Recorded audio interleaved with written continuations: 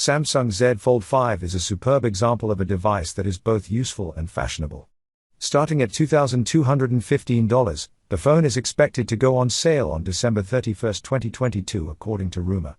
Color variations are available for this sleek, lightweight, and fashionable phone.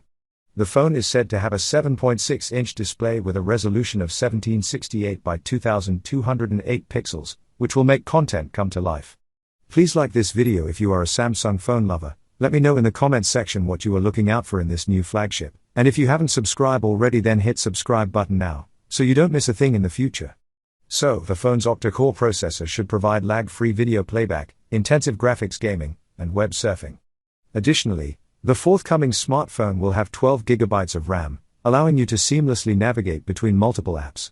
So that you may save all your music, videos, games and more on the phone without having to worry about space limitations.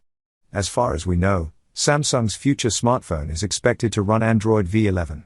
Also, it may include a 4500 mAh battery that will allow you to play games, listen to music, watch movies, and more for a long period of time without having to worry about the device's battery draining. For the camera, you'll be able to step up your photographic game.